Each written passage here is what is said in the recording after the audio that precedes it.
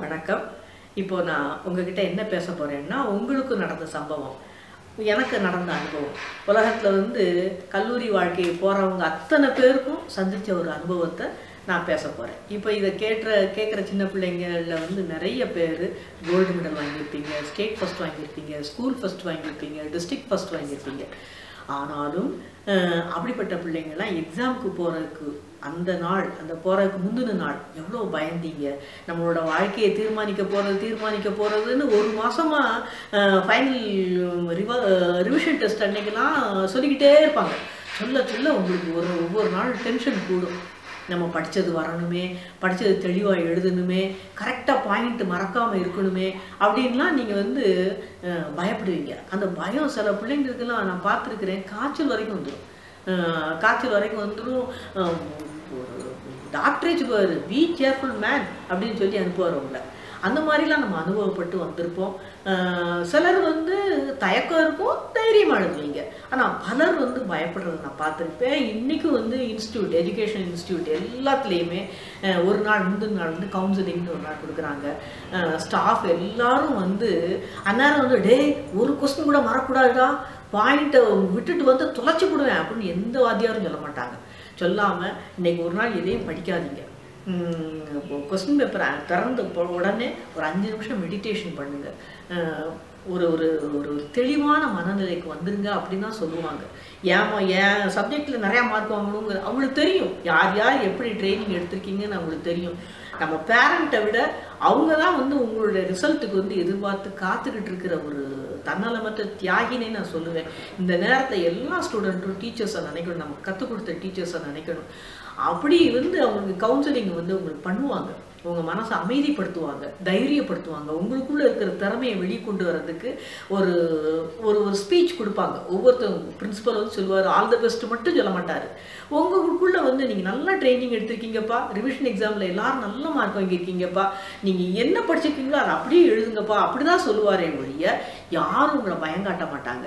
அதை மீறி சில பசங்க வீட்டுக்கு பயப்படுவாங்க. அப்போ அம்மா திட்டுவாங்க. திட்டுறது கூட எப்படி திட்டுவாங்க தெரியுமா? ஏய், என்னடா நீ அழுதுகிட்டு தெரியுற, குவார்டர்லி எக்ஸாமில் 200 அவுட் ஆஃப் 200 வாங்கியிருக்க, ஹாஃப் இயர்லியில் வாங்கியிருக்க, உங்கள் ஃபிசிக்ஸ் மாஸ்டர் நீ எவ்வளோ பாராட்டியிருக்கிறாரு, உன் மேலே எவ்வளோ நம்பிக்கை வச்சுருக்கிறாரு, நீ ஏன்டா இப்படி பயந்துக்கிட்டு இருக்கிற, உன்னால் ஜெயிக்க முடியும்ப்பா, நீ ஸ்டேட் ஃபர்ஸ்ட் வாங்கலைன்னா என்ன, ஸ்கூல் ஃபர்ஸ்ட் கட்டாயம் வருவடா அப்படின்னு சொல்லி அனுப்புறது தான் அவங்களுக்கு நல்லா தெரியும். இந்த மாதிரிலாம் சொல்லி அனுப்புன இதுக்கு பேர் தான் கவுன்சிலிங் அப்படின்னு சொல்லி. இந்த கவுன்சிலிங் இன்னைக்கு மட்டும் கிடையாது, இன்னைக்கு நமக்கு மட்டும் இது நடந்தது கிடையாது.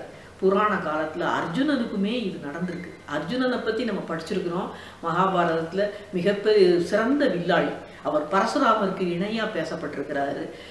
பாசுபதாஸ்திரம் வாங்க வரும்போது பரமசிவனார் இவர் கூட இவர் தோளை தழுவணும்னு ஆசைப்பட்ட ஒரு வில்லாளி அவர் கூட மல்யுத்தம் பண்ணி, அந்த மல்யுத்தத்தில் அவர் ஒரு பயம் வரும்.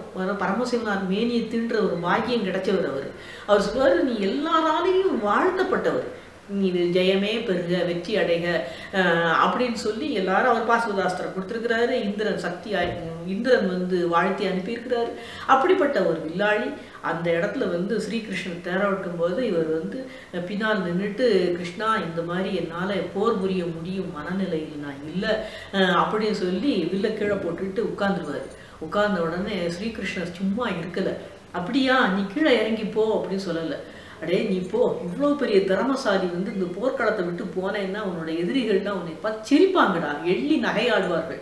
என்ன நீ பண்ணுற, இந்த மாதிரி அவனை பயப்படுறதுக்கு அவ்வளோ தூரம் நீ பழகி வச்சிருக்கிற அப்படின்னு சொல்லி உன் கோபத்தை வெளியே கொண்டு வா, எதிரிகளை துவம்சம் பண்ணு அப்படின்னு சொல்லுவார்.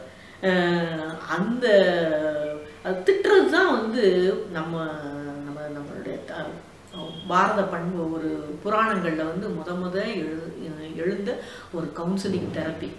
அந்த தெரப்பியை தான் நம்ம இன்னைக்கு வரைக்கும் ஃபாலோ பண்ணிக்கிட்டு இருக்கிறோம். இந்த கவுன்சிலிங்கை செல்ஃப் கவுன்சிலிங் இருக்குது. நீங்கள் இன்னைக்கு உங்கள் பிள்ளைங்களை தைரியப்படுத்துகிற காலம் வந்துச்சு. பயம் அனாவசியம். இது எக்ஸாமுக்கு முன்னாடி மட்டும் கிடையாது.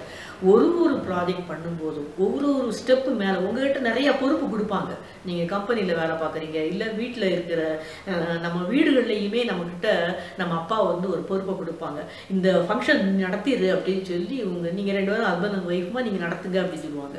உங்களுக்கு அது புதுசு, என்ன செய்யணும் ஏது செய்யணும்னு தெரியாது, பயமாக இருக்கும். சக்ஸஸ்ஃபுல்லாக நடத்திடுவோமா அப்படின்னு பயமாக இருக்கும். அப்போ அப்பா சொல்லுவார், உன்னால் முடியாதுன்னு நினைக்கிற, நீ செய்வ இது மாதிரி எத்தனை ஃபங்க்ஷன் நடத்துவ, எத்தனை மாநாடு நடத்துவ அப்படின்னு உங்கள்கிட்ட தைரியமாக சொல்லுவார். அப்போ வந்து உங்களுக்குள்ள வந்து அந்த பாசிட்டிவ் எனர்ஜி, அந்த வெளியே வந்து உங்களுக்கு அதை வெளிப்படுத்துகிற இது பார்த்தீங்களா. அப்போ அப்பா செய்கிறது வந்து தந்தை மகற்காற்றும் உதவி அவையத்து முந்தி இருப்ப செயல். ஒரு சபையில் வந்து முதன்மைப்படுத்தி விடுறது தான் ஒரு தகப்பனோட கடமை. ஆனால் மகனுடைய உதவி செயல் என்னதுமா, மகன் தந்தை காற்றும் உதவி இவன் தந்தை என்னோற்றான் போல் எனும் சொல்.